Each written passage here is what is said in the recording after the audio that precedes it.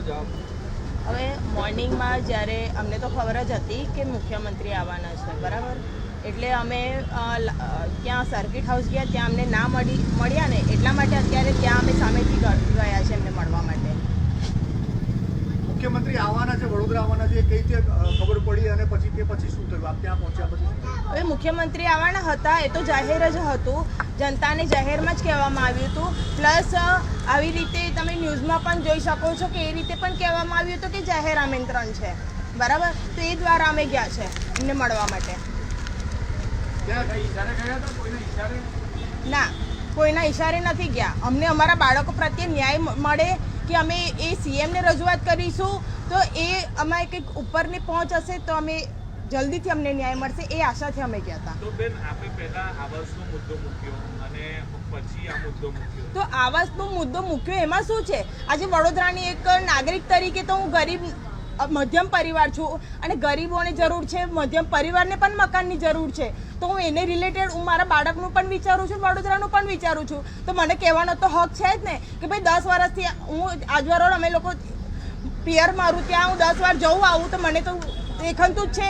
હું તો કહું બધાને જગત ત્યાં જે રહેતું છે બધાને દેખાતું છે કે ભાઈ 10 વર્ષથી મકાનો પડી રહ્યા છે, તો ગરીબો માટેના એ મકાનો છે. અત્યારે 1156 કરોડનું જ્યારે આટલું રિનોવેટ એ થાય છે, સમારકામ કરોડોનું એ બધું થયું, તો એ બધું દેખાડો છે. એની કરતાં જે પેલા ગરીબોના 10 વર્ષના મકાનો માટે હું બોલી તો એમાં ખોટું શું થઈ ગયું? બેન, તમે બોલ્યા પછી તમારા સાથે સલ્લાબેન બોલ્યા, હા, પછી શું વર્તન થયું? પછી તમે સીએમ ને મળ્યા? સીએમ હવે વર્તન એ હતું કે ત્યાં જેટલી પણ પબ્લિક હતી હજારોની, તેમને ચીયર અપ કર્યું, તાળીઓ વગાડી બધાએ જ. પણ બધા તાળી વગાડે છે તો બધા બોલો ને. કોઈ એવો વ્યક્તિ નથી કે જે બોલી શકે, આવાજ ઉઠાવી શકે. ગરીબોના મકાનો છે એટલે તમે બધા મધ્યમ પરિવારના ત્યાં હતા ને. હું તો કહું 10% ત્યાં કાર્યકર્તા હોય કે એના લગતા બધા મહાનુભાવો, પણ બીજા બધા તો મધ્યમ પરિવારના જ હતા ને. કેમ કોઈની જરૂર નથી? બધા ઝૂંપડામાં રાજી છે. કોઈ બોલવા વાળું ઊભું કેમ ના થયું? હું બોલી એટલે હું ગુનેગાર ગણાઈ ગઈ એવું મને લાગે છે. મુખ્યમંત્રી વારંવાર આપને એવું કહેતા હતા કે આપ કોઈ એજન્ડા થકી આવ્યા છો. શું એજન્ડા? એજન્ડો એમાં એ હોઈ શકે છે કારણ કે હું બે ગુનેગાર છું, હું ગુનેગાર નથી. આજે મુખ્યમંત્રી એ શબ્દો બોલી ગયા કે એજન્ડો લઈને આવ્યા છો. કયા એંગલથી? તમે વડોદરા બધું જ ખબર જ છે કે કોણ શું એજન્ડો લઈને આવ્યો છે. આજે એજન્ડો હોય તો તમને કોઈ ગોળી મારીને ઉડાઈ શકે એવો એજન્ડો હોય. અમારો એવો કોઈ એજન્ડો નહોતો. એક રજૂઆત લઈને આવ્યા હતા કે અમારા બાળકોને 17 મહિના થઈ જવાયા છે અને હજુ સુધી ન્યાય નથી મળ્યો. ત્યારે એમને એવું કીધું કે આ તો કોઈ એજન્ડો લઈને જ બેસી જાઓ. પછી અમે એવું કીધું કે ભાઈ અમે બોટકાંડથી પીડિત છે. ત્યારે એમને કીધું કે સારું 5 મિનિટ માટે હું તમને મળીશ. ત્યારે એમને 10 મિનિટ અમારી માટે કાઢી છે. 2 વર્ષ દરમિયાન સીએમએ શું કીધું? પોલીસનો વ્યવહાર એવો હતો કે મોઢું મારું કરી દીધું. મેં કીધું હું કશું બોલતી નથી તો તમે મારું મોઢું કેમ બંધ કર્યું? આજે મોઢું બંધ કરો એટલે વ્યક્તિની અંદર શું થઈ જાય? સફોકેશન થઈ જાય, કંઈ પણ એને થઈ શકે છે. આટલું દુર્વ્યવહાર ના થાય. આજે તમે પોલીસ છો એટલે તમે દુર્વ્યવહાર ના કરી શકો. આજે ગુનેગારો પર તમે એક્શન કોઈ લેતા નથી. ગુનેગાર હોય એને છાવરવામાં આવે છે અને જે રજૂઆત કરવામાં આવે છે એના પર તમે એક્શન લો છો. મુખ્યમંત્રીને મળ્યા 10 મિનિટ માટે મળ્યા. મુખ્યમંત્રી સામે શું રજૂઆત કરીને મુખ્યમંત્રીનો જવાબ શું?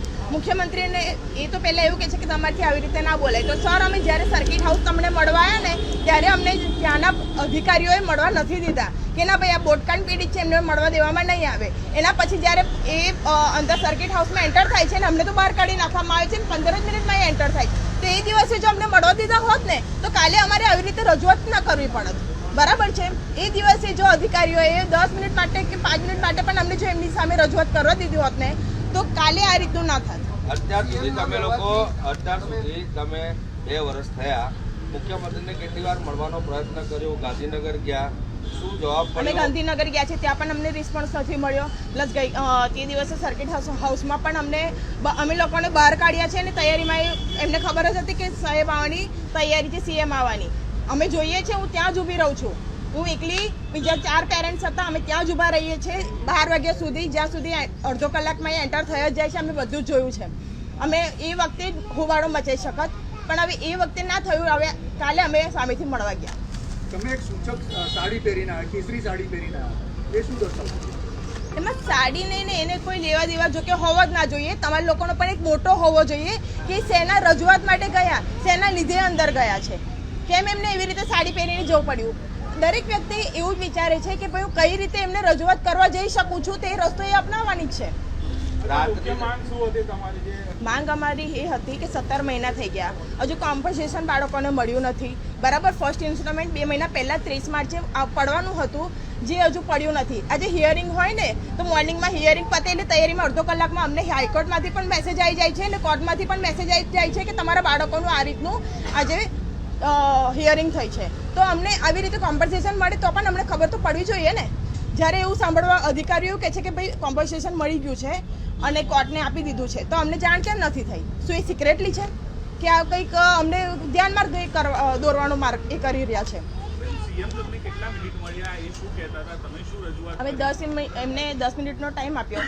હવે અમે એવું કીધું કે 17 મહિના થઈ ગયા છે, હજુ સુધી કોઈ એક્શન શાળા સંચાલકો પર પ્લસ તંત્ર પર કોઈ એક્શન કેમ હજુ સુધી લેવામાં નથી આવ્યું? તમે જ્યારે એવું કહો છો કે કોઈ પણ ઘટના બની એટલે એવું કહો છો કે કોઈ પણ ચબરબંધીને છોડવામાં નહીં આવે, તો પકડો તો ખરા તમે. ફાસ્ટ ટ્રેકમાં કેસ ચાલશે તો ફાસ્ટ ટ્રેકમાં તો તમે આરોપીઓને છોડી રહ્યા છો ને. અમારા બાળકોને તો ન્યાય મળ્યો નથી. આજે 17 મહિના થઈ ગયા છે. તમે કમિટી બેસાડો અને અમને અમારા બાળકોને ન્યાય મળે, 12 બાળકોને ન્યાય મળે અને 2 શિક્ષિકાઓને. એમનો ઉત્તર એમ હતો કે તમે તમારા વકીલોને કહો ને મને આવીને મળે, તમારા વકીલો મને આવીને મળે કે પછી તમે પોતે મને એપોઇન્ટમેન્ટ લઈને આવો અને મળો, હું તમને જવાબ આપીશ. પ્લસ બીજું કે હું મારા તરફથી વકીલ આપીશ એવું લાગે તો, પણ તમારા વકીલને મોકલો, હાઈકોર્ટમાંથી મોકલો, હું એમને જવાબ આપીશ કે શું ચાલી રહ્યું છે. તમને કાલે શું આશા હતી અને આશાની સાથે આશા અમારી એ જ હતી કે અત્યાર સુધી શાળા સંચાલકો પર કેમ એક્શન લેવામાં નથી આવી અને તંત્ર પર કેમ એ લોકોને છાવરવામાં આવી રહ્યા છે. અમે એ જ એમને રજૂઆત કરી છે. લાસ્ટ ટાઈમ અમે જ્યારે સરને એ જ કીધું કે લીલા પાટીલે જ અમને એવું કીધું છે કે તમે ભાઈ હમણાં નહીં મળે સર, તમે એમને રજૂઆત કર્યા વગર જ આવી ગયા છો એટલે તમને નહીં મળે. એટલે સર અમે તમને આ રીતે આજે રજૂઆત કરવા માટે આવ્યા છે. પોલીસનો વ્યવહાર કેવો હતો? પોલીસનો બિહેવિયર બહુ જ રૂડ હતું. જેમ કે અમે એક આરોપીઓ હોય લાઈક તમે જોશો ને કે એક દૃશ્યમ મૂવી હતું કે જેમાં એ તો જો કે એને મર્ડર કર્યું હતું લાસ્ટમાં તમે જોઈ શકો, પણ અમે તો મર્ડર નથી કર્યું તોય અમને એવું ફીલ થતું હતું કે અમે મર્ડર કર્યું હોય. જ્યારે અમે તો એક પીડિત છે, અમે તો એક બાળક ગુમાવ્યું છે, અમારું માસૂમ બાળક ગુમાવ્યું છે અને અમને એવું ફીલ કરાવે અને મારું મોઢું ઢાંકવામાં આવ્યું. જ્યારે હું કશું બોલતી નથી તેમ છતાંય મારું મોં ઢાંકી દીધું અને એકદમ ખેંચતાણ કરવામાં આવી. તમને ક્યાં ક્યાં લઈ ગયા, શું પૂછપરછ? અમને એવું કહેવામાં આવ્યું કે ચલો તમને મીડિયાથી અમે તમને લોકોને ઘેરી લેશે, એની કરતાં બેટર છે અમે તમને મૂકવા આવીએ. એમ કે હા વાંધો નહીં, અમને બધાને ઘેરી લેશે એની કરતાં તમે મૂકવા આવો. તો અમને એ આશા હતી કે અમને મૂકવા આવે છે, તો એની જગ્યાએ અમને ભદ્ર કચેરી લઈ ગયા અને પૂછપરછ કરી 4 કલાકની. શું કર્યું પૂછપરછમાં? પૂછપરછમાં તમે ક્યાં રહો છો, ક્યાંથી આવ્યા, કેવી રીતે આવ્યા છો, એકલા આવ્યા છો, શું વ્હીકલ લઈને આવ્યા છો, એકલા આવ્યા, તમારા હસબન્ડ જોડે હતા કેમ, ફલાણું ઠીકનું એક્સેટ્રા. કોઈ દબાણ કરતી હતી પોલીસે કોઈ વાતનું કે આ તમે કબૂલો કે પોલીસનું કામ જ છે એવું છે કે એક ક્રોસ ચેકિંગ કરશે. જ્યારે એમને પણ પ્રેશર હોય ને ઉપરથી, પણ એ ના જણાવે. જ્યારે અમને કોનું પ્રેશર છે એ લોકોને જાણવું હતું, અમારા પર કોનું પ્રેશર છે એ જાણીને એ વ્યક્તિને એ લોકોને બદનામ કરવાતા. એ વસ્તુ તો સ્પષ્ટ જ છે. કોઈ ભાજપના કાઉન્સિલરનું નામ આવ્યું છે એના માટે? આમાં એવું છે કે આપણા ગુજરાતમાં તો જે ગુનેગારો હોય ને એને છાવરવામાં આવશે, પણ જે 2 ગુનેગાર હોય ને એને જે બચાવ, જેમ કે મારા બાળક આવી રીતે ઓફ થઈ ગયા તો એ લોકોની માટે જે લડી રહ્યું છે ને, તો એ બધાને કેમ ખૂચે છે એ વસ્તુ તો કાલે પણ મેં સ્પષ્ટ જોઈ લીધી કે એ વ્યક્તિને બદનામ કરવો છે. ભદ્રા કચેરી લઈ જતા પહેલા તમને બીજા અલગ અલગ પોલીસ સ્ટેશનમાં ફરાવવામાં આવ્યા હતા, કઈ જગ્યાએ? પાણીગેટ પોલીસ સ્ટેશન લઈ ગયા અને એના પછી ભદ્રા કચેરી લઈ ગયા, ડીસીબી ક્રાઇમ. તમે એન્ટર જે રીતે દીનદયાલમાં કેવી રીતે એન્ટર થયા, તમે પોલીસે ચેક કર્યા કે નહીં, શું વાત કરી કે શું? હવે આમાં લખ્યું જ છે કે જાહેર જનતા માટે છે, દરેક વ્યક્તિનું આમંત્રણ છે, તો એમાં લેડીઝોના પણ ચેક કર્યા અને પછી અમે સીધા જ એન્ટર થઈ ગયા છે. અચ્છા, મુખ્યમંત્રીને શું સંદેશો આપવામાં? હવે 17 મહિના થઈ ગયા છે. આ તંત્રના ભ્રષ્ટાચારોના લીધે 12 બાળકોના જીવ હોમાયા છે.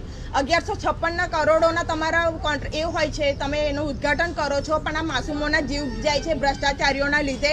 તો એ લોકોને ન્યાય ક્યારે મળશે? કાલે રજૂઆત કરી તો તમે મને એ જ વખતે સ્ટેજ પર ઊભા જ કેમ મને આન્સર ના આપો? આજે હું તો કહું કે દરેકને એ જ મનમાં પ્રશ્ન હશે કે એમને સામે ત્યાં ઊભા રહીને કેમ જવાબ ના આપ્યો કે હા ભાઈ તમારું નિરાકરણ આવી જશે કે જે તે સમયે. હવે તમારે 17 મહિના તો થઈ ગયા, તમને ન્યાય નથી મળ્યો, પણ હવે ન્યાય માટે હવે આગળ શું? ન્યાય માટે આગળ તો હવે જોઈએ છે કે હવે શું થઈ રહ્યું છે. ગઈકાલે પણ 2 તારીખની હિયરિંગ હતી, એ પણ હવે પોસ્ટપોન થઈ છે. એટલે વિચારો કે આવું બધું પોસ્ટપોન થયા કરશે, અમારે ક્યારે ન્યાય અમને મળશે એ તો ભગવાન ભરોસે જ છે. પણ જનતાને પણ વિચારવા જેવું છે કે જો ભાઈ ભ્રષ્ટાચારીઓના લીધે જ તંત્રના ભ્રષ્ટાચારના લીધે બાળકોના જીવ હોમાયા છે, બરાબર, એટલે બધાએ જાગૃત થવાની પણ જરૂર છે. અચ્છા, તમે જ્યારે મુખ્યમંત્રીને મળવા ગયા સવારે તમારા મગજમાં શું વિચાર હતો? મુખ્યમંત્રી કીધા પછી શું વિચાર થયો? સવારે શું વિચારો જ્યારે ગયા ત્યારે? સવારે તો એ જ વિચારો હોય ને કે હું મારા બાળકને ન્યાય કઈ રીતે મળે. પછી મળ્યા પછી જવાબથી સંતુષ્ટ છે ના? એમને જે રીતે સંતુષ્ટ તો ના જ કહેવાય, પણ એવું લાગે છે કે જ્યારે પણ મને આવા કંઈક પ્રશ્નો ઉદ્ભવશે કે મારા બાળકના જે કેસ કઈ સુધી ચાલી રહ્યા છે એને રિલેટેડ પ્રશ્નો હું કર્મચારીઓને કરીશ, પ્લસ સીએમને પણ કરીશ, અથવા જો મને ત્યાંથી સેટિસ્ફેક્શન નહીં લાગે તો હું દિલ્હી સુધી પણ હવે બધા પેરેન્ટ્સ જઈશું, પગપાળા જવાશે. તમને એવું લાગ્યું છે કે અત્યાર સુધી સ્થાનિક નેતાગીરીએ તમારો અવાજ સીએમ સુધી પહોંચાડ્યો નહોતો? ના, એટલે તો જવું પડે અમે લોકો. સીએમ સુધી ના પહોંચાડ્યો હોય એટલે જ હવે અમને તો એવું લાગે છે કે કદાચ અમારા જે આ પ્રશ્નોના જવાબ છે તે સીએમ સુધી પહોંચે છે કે નહીં, એટલે અમે ડાયરેક્ટ કાલે સીએમને જાતે જ રજૂઆત કરી કે ભાઈ શું ચાલી રહ્યું છે અને જે ચાલે છે એના પર કડક કાર્યવાહી થાય અને એને કમિટી બેસાડો અને જલ્દીથી જલ્દી એક્શન લો. કેમ શાળાના સંચાલકો અને તંત્ર બધું કેમ હજુ ઘોર નિંદ્રામાં છે? એ લોકો પર કોઈ એક્શન કેમ નથી લેવામાં આવ્યું? સારું, હવે સરકાર પર આશા છે પછી કે હતાશ છો? આજે આટલા મળી આટલું બધું તમે બોલ્યું, હતાશ જ છો ને સરકાર પર તો પહેલેથી છે જ આશા અને વિશ્વાસ પણ છે કે ન્યાય અપાવશે. ભલે ધીમે માર્ગે ચાલી રહી છે, ફાસ્ટ ટ્રેકમાં કેસ ચાલવો જોઈએ, એની જગ્યાએ ધીમે ચાલી રહ્યો છે, પણ આવશે, ન્યાય મળશે. બદલાબેન, શું થયું હતું કાલે તમારી સાથે? પોલીસનો કેવો વ્યવહાર હતો? સીએમને મળ્યા, સીએમ શું પૂછતા હતા તમને કે તમે શું કીધું? એમના પછી એમનો શું આન્સર હતો? ત્યારે અમે જાહેર સભામાં સીએમથી રજૂઆત કરી ત્યારે એમને કોઈ આન્સર નહીં આપ્યું. તમે જોઈ શકો તો કે એમને એજન્ડાથી આવ્યા છે એવી રીતે વાત કરી અમારાથી. તો એજન્ડાથી આવી રીતે પીડિત મહિલા એજન્ડાથી નહીં આવે. અમે એજન્ડાથી આવ્યા તો અમે 14 જણા જતા અને તઈ હોબાળો મચાવતા. અમે તો બહુ આશા લઈને મુખ્યમંત્રી સાહેબથી મળવા ગયા હતા કે જે નીચેના અધિકારી છે એ હજુ સુધી અમારી રજૂઆત જે મુખ્યમંત્રી શ્રી કરી નથી હજુ સુધી, તો એ અમે ડાયરેક્ટ એમનાથી કરવા માટે ગયા હતા. અમે એજન્ડાથી નથી ગયા, પણ અમે એટલી આશા રહીને સવારે ગયા હતા કે મુખ્યમંત્રીશ્રી અમારી વાત સાંભળીને સાચી રીતે અમારા છોકરાનો ન્યાય માટે અમારી હેલ્પ કરશે, પણ તઈ જઈને એવું લાગ્યું જ નહીં કે એ પણ અમારા સાથે છે અને એ પણ ન્યાય માટે અમારા માટે કશું કરી રહ્યા છે એવું મને લાગ્યું જ નહીં. પછી 10 મિનિટ પછી એમને બેસાડીને 5 મિનિટ સુધી અમારે જોડે વાત કરી. એનામાં પણ પહેલું એમનું એ જ હતું કે બેન એવી રીતે રજૂઆત નહીં કરાય, કોઈ પ્રોટોકોલ હોય લેખિતમાં બધું પરમિશન લેવી પડે છે, પણ એમને ખબર જ નથી કે 1.5 વર્ષથી અમે પ્રોટોકોલથી બધી બિહેવિયર કરી રહ્યા છો 14 જણા અને બધું લેખિતમાં જ આપી રહ્યા છે. એ એમને ખબર નથી. એ એમને મેં જાણ કરાવી દીધી કે 1.5 વર્ષથી અમે લેખિતમાં જ અને પ્રોટોકોલમાં સંયમ લઈને જ બધું કરતા હતા. ત્યારે તમે ગૃહમંત્રીશ્રીને મળીને આવ્યા, કલેક્ટરશ્રીને મળીને આવ્યા, કોઈને અમે રિસ્પોન્સ નહીં આપ્યો અને ડાયરેક્ટ અમે જ્યારે તમને રજૂઆત કરી રહ્યા છે તો તમે પણ અમે રિસ્પોન્સ નહીં આપતા અને તમે ડાયરેક્ટ અમે એજન્ડાથી વાત કરાવી છે. તો અમે કોઈ આતંકવાદી નથી કે કોઈ ગુનેગાર નથી કે એજન્ડા લઈને આવ્યા હતા તમારા પાસે. અમે તો પીડિત છે ને અમારા છોકરાને 1.5 વર્ષથી ન્યાય નહીં મળ્યો એટલે આશા લઈને તમારે પાસે આવ્યા હતા. પણ જ્યારે 1.5 વર્ષથી બધા નીચેના અધિકારી અમારો બધો આશા એ કરી રહ્યા છે એવી રીતે એમને પણ અમારે આશાનું ભંગ કરી નાખ્યું. અને પછી મેં એમને પૂછ્યું કે સર તમે એક ઓર્ડર કરી શકો છો, તમે આખા ગુજરાત રાજ્યના મુખ્યમંત્રી છો, તો તમે એક ઓર્ડર કરી શકો છો કે હજુ સુધી સ્કૂલ પર એક્શન કેમ નહીં લીધી, કોટેવાલાને હજુ સુધી વળતર જમા કેમ નહીં કર્યું અને વિનોદ રાવનો પ્રમોશન કેમ થાય છે? તો એમને મને હાઈકોર્ટનું બતાવ્યું કે એ હાઈકોર્ટનો મામલો છે કે બેન. તો મેં એ બી કીધું કે હાઈકોર્ટ તમારાથી મોટું નથી સર, તમે એમનાથી મોટું છે, તો તમે હવે હાઈકોર્ટનો કેમ જવાબ આપો છો? તો પછી તમે તમારા વકીલ જોડે વાત કરો અને તમારે વકીલને મારા જોડે વાત કરવાનું કહેજો. એ અમને ઉત્તર હતું. પછી તમારી પ્રત્યે અમને લાગણી છે એવું પણ કીધું, પણ એમને મેં કહી દીધું કે તમે લાગણી છે એવું તમે દર્શાવ્યું નથી અને અમે લાગતું નથી કે તમે પીડિત પરિવાર જોડે છો અને તમે અમારી લાગણી છે. અને પછી પોલીસવાળા બહુ જુઠ્ઠું બોલીને અમે ત્યાંથી કાઢ્યા ને કે તમે ઘરે છોડું છું અને તઈ કરીને પાણીગેટ પોલીસ ચોકી લઈ ગયા. ત્યાં તમે જોઈ શકો છો કે સભાગૃહમાં બધું મોઢું દબાઈ નાખ્યું મારો પેલો લેડીઝને કે બોલતી નહીં એવું કર્યું. કેમ આવાજ દબાવે છે તમે પીડિત પરિવારનો? ન્યાય માટે અમારો હક નથી કે અમે આવાજ ઉઠાવી શકે છે? તો તમે સાવ સત્તા પર બેસ્યા કેમ? તમે તો કહી રહેલા બધા ઓરિડરમાં તમારો આવાજ હતો કે અમે નાગરિકો માટે છે, નાગરિકોનો બધું એ કરવાનો અમારો ફરજ છે. તો તમે તો બધા એનામાં મારું મોઢું દબાઈ નાખ્યો કે એની બોલવા નહીં દેતી, એનું મોઢું દબાય કેમ? મારો હક નથી મારા છોકરીનો ન્યાય માંગવા માટે, એમનું કશું જોવાતું નથી. અને પછી જે લોકો અમે હેલ્પ કરી રહ્યા છે એમનું બદનામ કરવા માટે તમે બધા પ્રયત્ન કરી રહ્યા છે. ત્યાં પણ ભદ્દર કચેરી લઈ ગયા અમે જૂઠું બોલીને એ લોકો, અને 4-5 કલાક સુધી બેસાડીને રાખ્યા.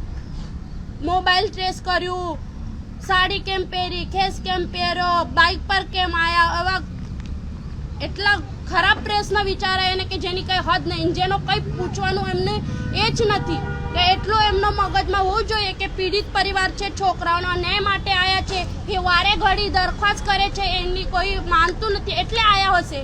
પણ એમનું એ કશું નથી, એમનો પ્રોટોકોલ ભંગ થઈ ગયો, એમને ઠેસ પહોંચી એટલે એમને કોઈને પકડવાનું હતું અને કોઈને સજા કરવી હતી એટલે એમને મોબાઈલ એ બધું ટ્રેસ કર્યું. તો પણ એમને મેં કીધું કે તમે જો મોબાઈલમાં ચાટ જોઈ છે એમનું કશું કારણ છે જ નહીં.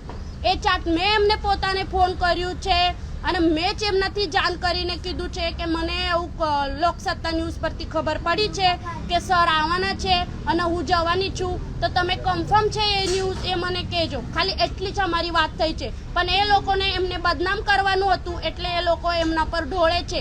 એ લોકોને 70% વાત જે અમે લોકોને કહી છે એ લખી છે અને 30% વાત એમની મનથી લખેલી છે.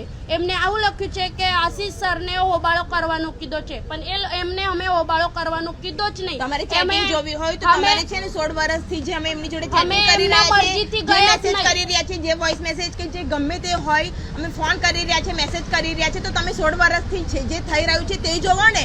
કેમ ગઈકાલે જે અમે વાત કરી છે એ જ કેમ તમે જોઈ? 16 વર્ષથી અમારી જોડે છે, અમારા બાળકોના ન્યાય માટે લડી રહ્યા છે, તો એ તમે 16 વર્ષથી બધી જાણકારી રાખો ને. 16 મહિનાથી જે થઈ રહ્યું છે એ તમે જાણકારી રાખો. કેમ ગઈકાલે રાત્રે, ગઈકાલે આગલે દિવસે સવારે, બપોરે જે કંઈ હોય તો બધું તમે આગલે દિવસનું કેમ ચેક કરો છો? 16 મહિનાનું ચેક કરો ને.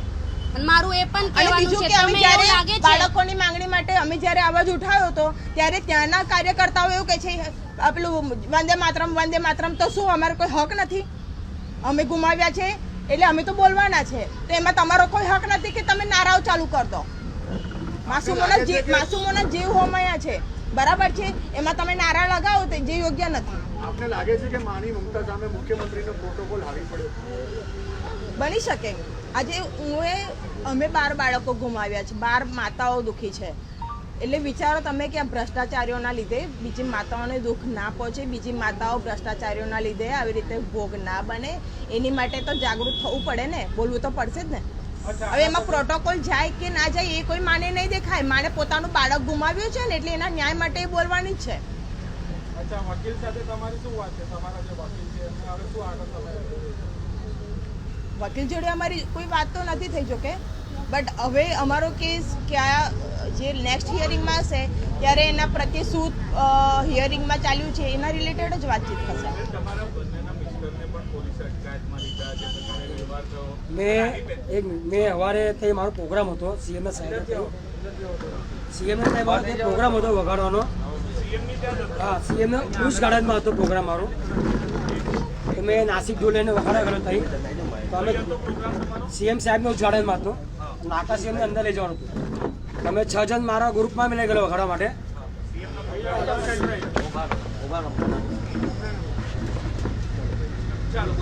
મેં સવારે 8 વાગે પ્રોગ્રામમાં જવાનો હતો સવારે. તો મને ફોન આવ્યો, એક પાડી મારા ભાઈને ફોન આવ્યો કે ભાઈ પ્રોગ્રામ તો સીએમ સાહેબનો આપણે ઉદઘાટન કરવાનું છે. તો મેં 6 ઢોલને 3 તાસા લઈને મેં ગયો 3 બાઇક પર. તો જ્યારે તારે ભાઈ કાકા પાડેલું છે ને ત્યાંથી મેં એન્ટર મારીને તો મારા પાછળ ડીસીપીસી 2 લાગી ગયા કે તમારે જવાનું નહીં, તમે ઘરે. મેં કીધું કે મારી ભાઈ 8,000 રૂપિયાની સુપારી છે, મારો ગુજારો આના પર ચાલે છે. તો મને આ લોકો રોકી રાખ્યો. તો ત્યાંથી મને પાછા આગળ ગયા. પછી ડીસીપીસી પીએસ આવ્યા, બધા આવ્યા. પછી મને ઘેરી લો બધું, ના તમે જાઓ ઘરે, આ ભાઈને કે કાઢી લો, પછી બીજા કે વગાડવા દો. પેલો માણસ ગભરાઈ ગયો વગાડવાનો. પછી તમે ઘરે, પછી મેં બધા ઘરે લઈને આવ્યો. પછી મેં મારા ગાંઠના પૈસા લોકો ચૂકાયા. પછી ઘરે પછી મેં 11:30 વાગે મેં ફોન કર્યો મારા વાઈફને કે તું કહે છે કે મને એ મારા વાઈફને લોકોએ અંદર પૂરી રાખી. તો મેં કીધું કે આપણે ગુનો કર્યો છે કે આપણે મર્ડર કર્યો છે કે આપણે લોકો પૂરી રાખ્યા? જે ગુનેગાર છે એ પોતે બહાર ફરે છે, અને પછી મેં મારા વાઈફને મેં ત્યાં છોડાવવા ગયા અમે 2 જણ. પછી અમને બી એ લોકો અટક કરી નાખી. પછી અમારા જોડે પછી આમ પકડીને પછી અમને ગાડીમાં બાબત પડશું કે ફરાવે આમ ગોળ ગોળ ફરાવે અમને કઈ જવું છે આ લઈ જાઉં છું મોબાઈલ લીધું અમારું સ્વિચ ઓફ કરી નાખ્યું. હા ભાઈ ચાલો અહીં ચાલો તઈ ચાલો પાણી પીવો ઠંડુ પીવો. અમને 1-1.5 કલાક ગોળ ફરાય. પછી પાણી પોલીસ ચોકી લઈ આવ્યા. પછી એ કે મારા વાઈફને એવું કે કઈ જવાનું છે તો પછી કંઈ કપડા પોલીસ ચોકી જવાનું છું. પણ પછી મારા વાઈફને બધા કચે એ લોકો લઈ ગયા. અમને બધા કચે લઈ ગયા. પછી અમને 4-5 કલાક ત્યાં બેસાડ્યા ગયા. એક કહીને વારાફરતી પૂછપૂછ કરે તમને કોઈ મોકલ્યો કોને તો જો અમે અમારા હિસ્સે આવ્યા છે કેમ કે આશીષ સરે મોકલ્યા નથી. 1.5 વર્ષથી આશીષ સર અમારા જોડે ભાજપવાળા અમારા જોડે ફરે છે. 1.5 વર્ષથી એક જ છે આ મરદ વ્યક્તિ કે અમારા જોડે રહે છે. તો ભાજપવાળા બીજા નથી. આ પ્રોગ્રામ તમને કોણે આપ્યો હતો ને ક્યાં એ મારા ભાઈને પ્રોગ્રામ આપેલો.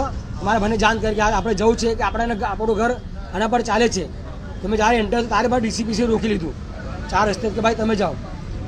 ત્યાંથી પછી મને ઘરે કાઢ્યું. પછી મેં આવ્યો તો ઘરે પછી ત્યાં મારા પુરુષ લાગેલી હતી 2. મારે જે ગાડી જાય મારા પાછળ પુરુષવાળા ફરતા જ હોય આગળ કે મેં ગુને કર્યો હતો. જે ગાડી જાય મારા રોડ પર ગાડી જાય તો મારો ગાડી નંબર ટ્રેચ કરે કે ગાડી કઈ જાય છે. તો મેં ગયો ને આ મંદિર મારા પાછા રિક્ષાવાળા ફરતેલા. તમે બી પછી એમને ગોળ ફરાવતો ફરો મારા દોડતા નહીં બી. સારું આજે આ પત્રકાર પરિષદ કરવાનો મોટિવ શું છે? મારો મેઇન મોટિવ એ છે કે જ્યારે પહેલાના સમયમાં રાજા અને પ્રજાનું હતું તો પહેલાં કેવું કે રાજા પ્રજાની બધી વાતો સાંભળવા માટે અને આલોચના બી ને પ્રજા પ્રત્યે શું લાગણી છે એ માટે 0 લેવલ પર આવીને બી સાંભળી શકતા હતા. અત્યારના જે પોલિટિશિયનમાં એ વસ્તુ તો છે નથી. પરંતુ અમે જે રજૂઆત કરવા ગયા હતા હવે એકચ્યુઅલમાં મારી તો કોઈ ઈચ્છા નથી પણ મારા વાઈફની કે એને બાળકોને ન્યાય મળે એના માટે એ રજૂઆત કરવા ગઈ હતી. અને રજૂઆત કરવા ગઈ હતી ખોટું શું કર્યું? જો રજૂઆત કરવી એ ગુનો બનતો હોય તો એની સજા આપવા માટે બી અમે તૈયાર છે. પરંતુ એ રજૂઆત અને પછી તમારા સોશિયલ મીડિયાના માધ્યમથી જ મને ખબર પડી કે આ રીતે મારી વાઈફને ઘસેટીને રૂમમાં પૂરવામાં આવી છે. તો તમે જે મુખ્યમંત્રી સાહેબ કહે છે કે સંસ્કારી નગરી વડોદરા ને એના સંસ્કાર આવા ના હોવો જોઈએ તો તમારા પોલીસ કર્મચારીના સંસ્કાર ક્યાં ગયા હતા? એના પર એક્શન લો. કમ તમારી પેપરમાં તમે એડ આપો છો, જનતાને બોલાવો છો, જનતાની આલોચના તમે સાંભળી નહીં શકતા તો તમે કયા પ્રકારના સીએમ કહેવાય? હું તો નહોતો ગયો પણ હું મારા વાઈફને પકડી એના માટે હું ત્યાં ગયો હતો ને મારી બી અટકાયત ત્યાં આગળ ફટાક દઈને કરવામાં આવી. અમે હું કોંગ્રેસી છે, અમે હું દેશ વિરોધી છે, અમે હું આતંકવાદી છે. અને ત્યાં જે ભાજપના કાર્યકર્તાઓ પબ્લિકનો અવાજ દબાવે છે. જો અવાજ દબાવો તો કાશ્મીરમાં જાઓ જ્યાં 5 હિન્દુઓના છે ને ગોળી મારીને હત્યા કરી ત્યાં તમે ભારત માતા કી જય બોલો. અમે બી ભારતીય નાગરિક છે, અમે બી ભારતનું સન્માન કરીએ છીએ. પરંતુ પબ્લિકનો અવાજ દબાવવા માટે ભારતીય જનતા પાર્ટી આનો અવાજ ના દબાવવો જોઈએ. અને બીજી વાત કહું ભૂતકાળના અંદર જ્યારે કોંગ્રેસે સમિતિની એ કરી હતી કોર્પોરેશનના અંદર કે એના અંદર વોટિંગ કરીને હરની લેગઝોના પીડિત પરિવારોને વળતર મળે એના માટેની. તો એના અંદર 68 કોર્પોરેટરો ભાજપના માં વોટિંગ નથી કરી. મેં જનતાને ખાલી ફક્ત એટલું જ કહેવા માંગુ છું જ્યારે 7 મહિના પછી જ્યારે ચૂંટણી આવે ને ચૂંટણીમાં એ લોકો કહેવા આવે કે ભાઈ મને વોટ કરજો ત્યારે એમને ખાલી એક જ સવાલ પૂછજો કે તમે જે આ હરની લેક ઝોનના જે ચૂંટણી હતી એના અંદર તમે વોટિંગ કયા કારણોસર ના પાડી? શું તમારા બાળકો નહોતા એટલે? આમાં કોઈ ભાજપના કાર્યકર્તાનું બાળકો હોત તો હું તાત્કાલિક ગરીબોના બાળકો છે એટલે નહીં મળતો. અને આ વસ્તુ દરેક જનતાએ આ વસ્તુ જાગૃત થઈને પૂછવી જોવું છે એમને. અને જવાબ એ લોકો ભાઈ માગો તમે શા કારણસર નથી આ વસ્તુ કરી. સારું, આ પોલીસે જે વ્યવહાર કર્યો, તમારી વાઈફને અટક કરી, પૂછપરછમાં, હવે આ મામલે તમે હાઈકોર્ટમાં કે પછી કોર્ટ રાહે જશો શું માનો છો? એકચ્યુઅલમાં પોલીસ એ પ્રજાની મિત્ર છે. આમ જોવા જઈએ તો અમને જે દૃશ્યમ પિક્ચર જેવું અલગ અલગ પૂછ્યું છે. અમે કંઈ મોટો ગુનો નથી કર્યો. અમે ખાલી અમારી જે સવાલ હતો એ અમે મુખ્યમંત્રીશ્રીને રજૂ જ કર્યો છે. બીજું કોઈ એમના પર વિરોધી નહીં કર્યું. કારણ કે હું જે 18 વર્ષથી હું જન્મ્યો ત્યાંથી 18 વર્ષથી ચૂંટણી વોટ આપું છું ને ખોબે ભાજપને વોટ આપું છું અને સવાલ મેં ભાજપને જ કરવાનો છું. તો એના અંદર તમે દૃશ્યમ પિક્ચરનું મર્ડર કર્યું હોય અમે એ રીતે અલગ અલગ આન્સર કરો. મને ખોટી રીતે 30-40-60% જેવું અમારા વાક્ય છે અને 40% એમને ઉમેરીને સહી કરી દીધી છે.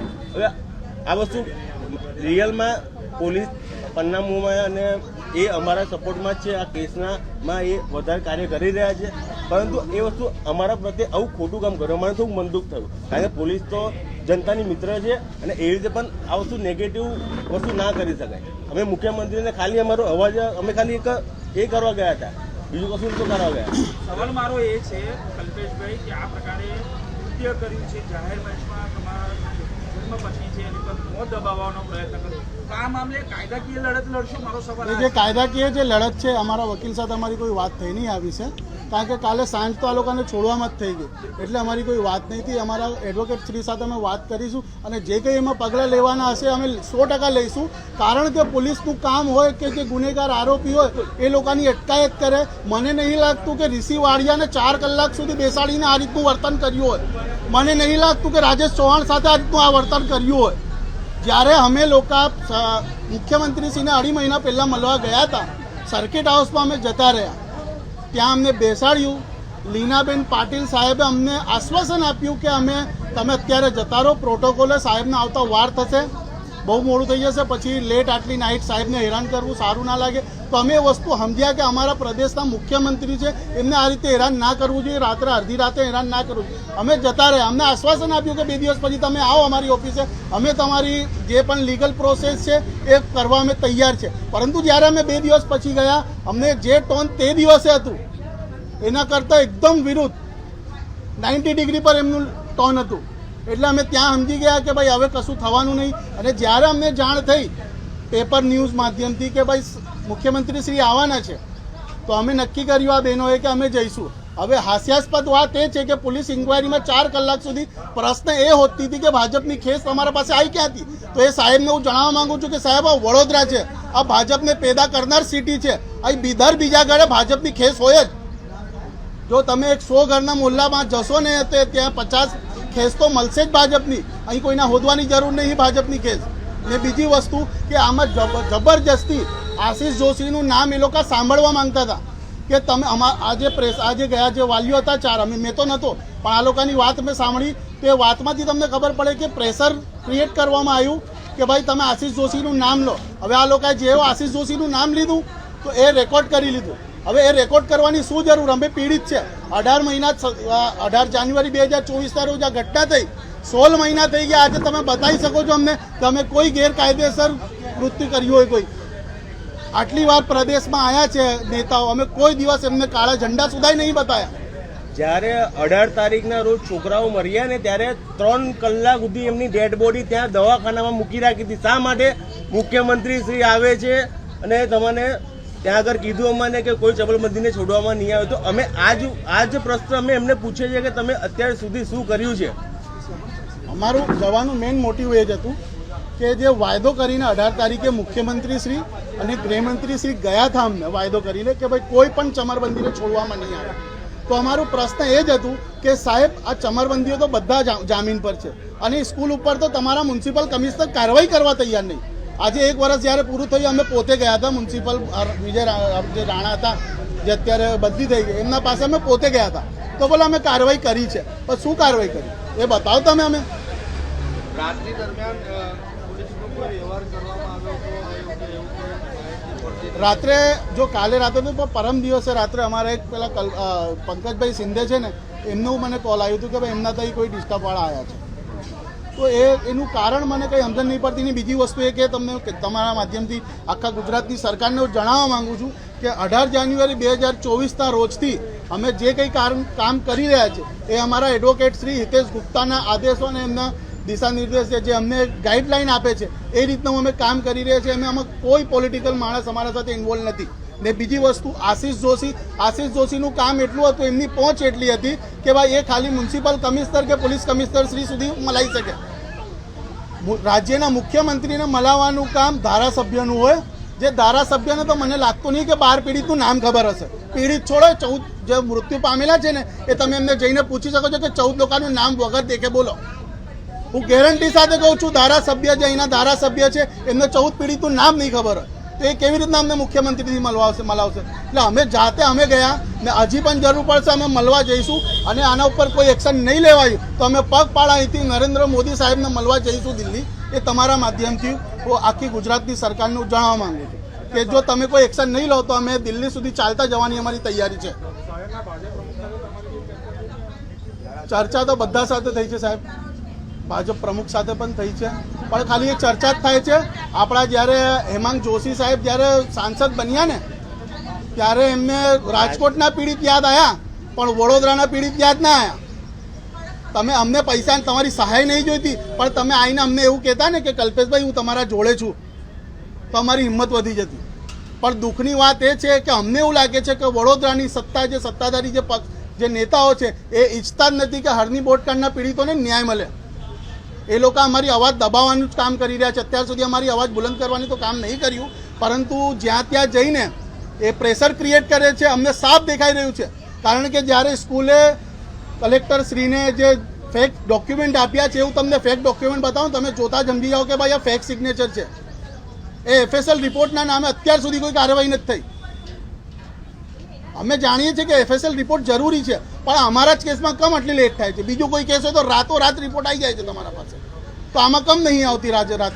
અમે પ્રશ્ન કરીએ છીએ કે ભાઈ અમારી રિપોર્ટનું શું થયું, અમારી FIRનું શું થયું, તો અમને જવાબ પણ સરખા નહીં આપતા. ને અમે ગમે ત્યાં જઈએ અમારી વિડીયો ઉતારવા તૈયાર જ હોય છે. આજો પાછળ જ ઉભા છે સાહેબ.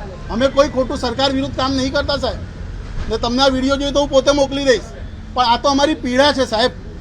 આજે આપણે મુખ્યમંત્રીને દાદા કહીએ છીએ, દાદા એટલે દાદાને મળવું હોય ને તો પોતરાને પ્રોટોકોલ ફોલો કરવાની જરૂર નથી. એ જ્યારે પોતરો છે પ્રોબ્લેમમાં હોય ને તો એ દાદા પાસે દોડતો જતો રહે કે દાદા મને આ વસ્તુ થઈ છે. એના માટે પ્રોટોકોલની શું જરૂર? અને એમાં દુર્ભાગ્ય વાત એ છે કે જ્યારે ભારત માતાની જયનું નારો લગાવ્યું તો એ નારો લગાવવાવાળી મહિલા હતી. એ પોતે એક મા હતી. એ જેને બે 12 માયોની પીડા ના સમજીને ભારત માતાની જે આપણા રાજકીય નેતાને સપોર્ટ કરવા માટે ભારત માતાની જેનું નારો લગાવવાવાળી પેલી મહિલા છે. ના, અમને આખા વડોદરાના જેટલા પણ નેતા છે ને એમાંથી કોઈ મળ્યું નહીં. ખાલી આશીષ જોશી સર જે છે એ જે અમારું કેસ ચાલતું હતું બરાબર નાયબ કલેક્ટર શ્રીમાં, ત્યારે અમારા જોડે હતા. અને જો ચેટની વાત હોય, આ મારી બેને કીધું કે ભાઈ અમારી ચેટ જોતા હતા, તો હું તમારા માધ્યમથી વડોદરા કમિશનર શ્રીને એવું જણાવવા માંગુ છું કે ભાઈ 18 જાન્યુઆરી 2024થી કાલ સુધીના અમારા કોલ રેકોર્ડ તમે ચેક કરી શકો છો. તમે જે ચેટ જોઈએ જોઈ શકો છો. એમાં બધામાં આશીષ જોશીના કોલ રેકોર્ડ મળશે, કારણ કે એ વ્યક્તિ જેમનું ફરજ હતું ને કે ભાઈ વોર્ડ નંબર 15માં સ્કૂલ છે, એટલે મારા વોર્ડની સ્કૂલ છે, એટલે આ લોકોને ન્યાય અપાવવું મારું ફરજ છે. એ માણસ એનું ફરજ સમજીને આવ્યો છે. એ કોઈ રાજનીતિ નહીં કરતા કે એને પ્રમોશન નહીં જોઈતી. તો તમને એટલી બધી શું રાજનેતાઓને તો દુશ્મની હોય તો સમજ્યા, પણ પોલીસ અધિકારીઓને શું દુશ્મની હોય એનાથી? એ જબરજસ્તી ખાલી આ લોકોને ડિટેન કરવાનું કારણ જ એ હતું કે આ લોકો આશીષ જોશીનું નામ લે. જેમ કે એમનું કોઈ આમાં લાગે વળગે જ નહોતું એમનું. અમારી મરજી, અમે પોતાને નથી ખબર હતી. આ બે મહિલાઓ એમના સાથે ગયા, કેસરી સાડી તમારા પાસે કઈથી આવી? અરે યાર, આ તો કોઈ પ્રશ્ન છે તમારું કે એક હિન્દુ મહિલા છે એના ભાઈ કેસરી સાડી કઈથી આવી? આ નોનસેન્સ સવાલ છે બધા. કેસ કઈથી આવી? તમે અંદર ગયા કેવી રીતના? અરે તમે ગયા કેવી રીતના? સિક્યોરિટી ગાર્ડને પૂછો કે કેવી રીતના અંદર આવ્યા. તમે ફોટા મારી દો અમારા 14 ફેમિલીના ક્યાં વોન્ટેડ છે. તો કોઈ પણ સરકારી કાર્યક્રમમાં આ લોકો આવવાના જોઈએ. 100%ની વાત છે. અમે ગયા, અમારી વાત રાખવા ગયા બરાબર. અમે કોઈ સરકાર મુખ્યમંત્રી શ્રીને કાળો ઝંડો કે ચપ્પલ મારવા નહીં ગયા હતા, પણ જે રીતનું એમને આન્સર આપ્યું એની અપેક્ષા નથી કે ભૂપેન્દ્રભાઈ પટેલ આવું આન્સર આપશે કે આ લોકોની વાતને ધ્યાન આપવાની જરૂર નહીં. બીજું કોઈ નેતા આપતું ને તે વસ્તુ સમજવામાં આવતી, પણ દાદાએ આ પ્રશ્ન આ જવાબ આપ્યો ને એટલે સાંભળીને અમને તો ઘાત લાગ્યો. કે અમને એવું હતું કે આ બહેનો જ્યારે કહેશે ને તો દાદા તરત કહેશે કે બેનને માઇક આપો ને વાત પૂરી કરો તમારી. પણ દાદાએ અમારી અવાજ દબાવવાની વાત કરી.